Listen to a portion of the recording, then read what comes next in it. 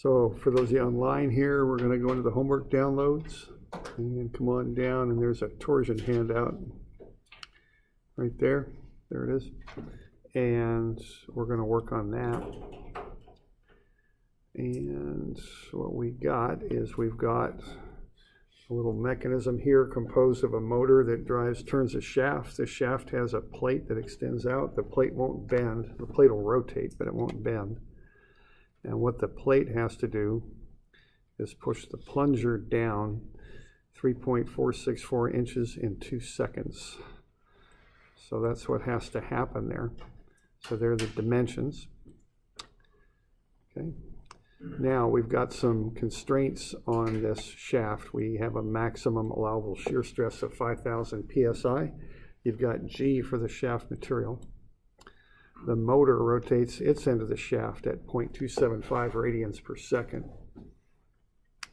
So what we want to do is, based on these constraints of shear and also how far down this plunger has to be pushed, is find the minimum diameter of a solid shaft that'll do this. We're going to work in 1/4 inch increments. I think the handout says an 1/8 inch, but let's use a 1/4 inch increments. So around your answer to the 1/4 inch. Let's do it that way.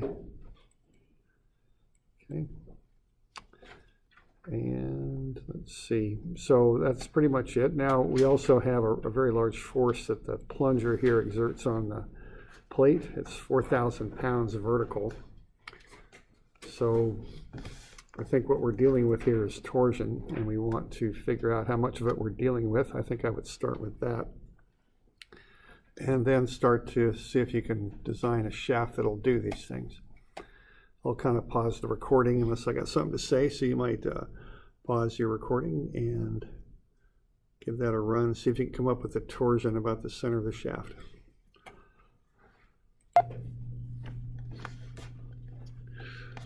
So there's the force on the plunger that pushes up, but you got to be a little careful here, because as the shaft rotates and the plate is at this angle, and I think you are going to want to find that angle in there. It might be a good thing to do. It's going to push the plunger to the right. The plunger is going to push back to the left. So you're going to get a couple forces going on there. And you're going to get a resultant too. So kind of think that through, because as that plunger comes around, or excuse me, as the plate comes around, it'll push the plunger to the right. The plunger will push back to the left. All right, so what we got here, the torsion is equal to the moment, and that's equal to force times distance, with the force perpendicular to the distance, right? You all good with statics? Now you got a little bit of a challenge here though, because you gotta work this bit out. The force is not just equal to 4,000, okay? Because this thing's angled. The force pushes at an angle because you get a y component and an x component. So you got to work with this angle right here to figure out what the force is going to be. Okay, the net force, which is angled. You're going to have to find that out. And it's not that horribly complicated. It's just based on trig. Just assume that this force here is perpendicular to the plate. Okay, so that's what you do. So I think you need to find this force here, and then find this distance right there, and combine them and get the torsion, which is the moment about the center of the shaft. Center of the shaft's right here. Okay.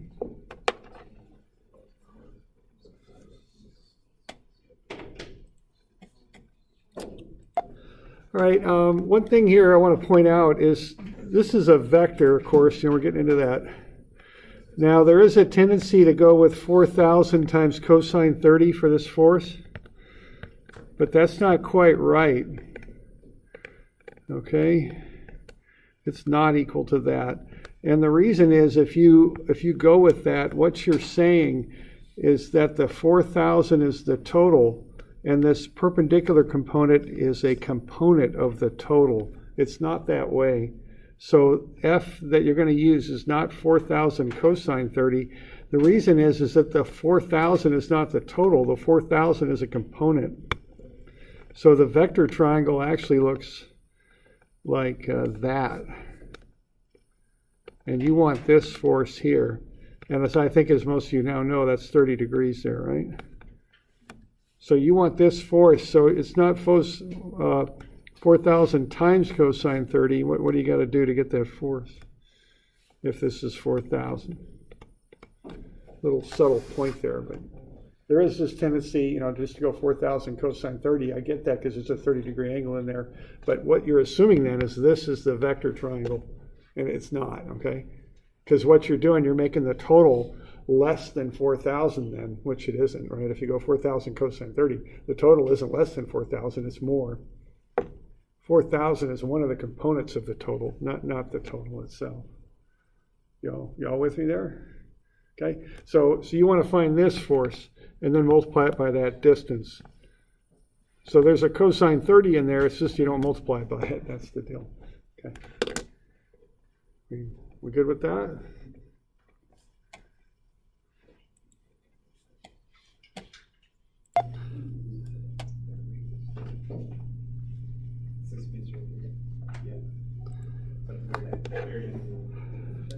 All right, I think most of us are getting to this torsion at 32,000.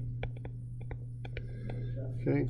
Now you've got two different parameters now you got to design. So once you get to that, you'll know the torsion. Now you got two parameters to design with. One, of course, is the shear, which is TR over I. And remember what I is for a solid shaft is what? Pi over 2 R to the 4.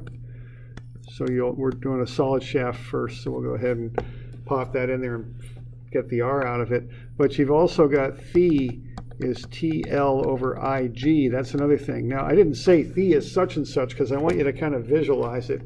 What you want to do to find phi is look at what's happening up here, of course, but also look at what's happening at the back with the motor too, and look at those two things. And from that, you should be able to figure out how much bend, how much twist, I guess would be a better word, how much twist you can have in the shaft. Okay? So once you get the torsion at 32,000, you want to look at both of these and design for both of them, find the radius for both cases, and then compare the two. And the one thing, phi is a little bit tricky, but I want you to kind of understand what phi is, and especially like in a mechanical application, how it might affect something. And this is an example of how it might. Look at the front end, but also look at the back end. What's that motor doing? What's the front end of the shaft? What does it have to do? How much phi can you have in that shaft and still do the job you need to do? That's what we're looking at here. Okay.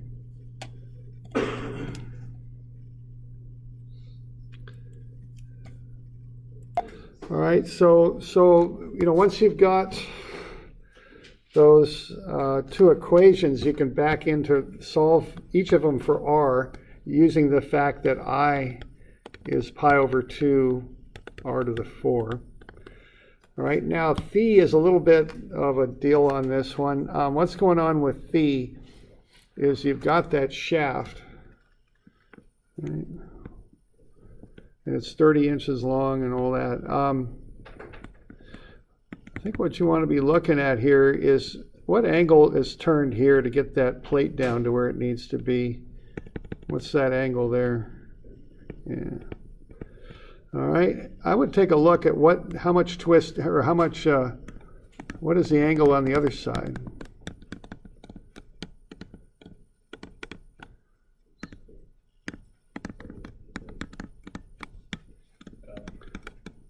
Okay. The motor's doing something to the other end of the shaft. So what you're looking at is, this end has to have a certain twist angle on the front. And you also know the motor is twisting the back a certain amount. And what you're looking for is that twist angle. What the twist angle is how much the shaft itself can wrap up a little bit, if you know what I mean. So look at what's going on in the front of the shaft, look at what's going on in the back of the shaft, and figure out how much the shaft itself can twist. Okay? I mean, this will be due Wednesday, so we can go over it on Tuesday a bit or whenever, but that's kind of the deal. Look at what's happening at the front and the back. and kind of figure out from that what B is, how much the shaft itself can twist. Okay? Yeah, of course. Or let me just write this down. So this will be due Wednesday, and Wednesday is the 15th. I'm going to get you one other to do on Wednesday also. It's 281. I forgot to assign that, so that'll be due Wednesday also. Okay.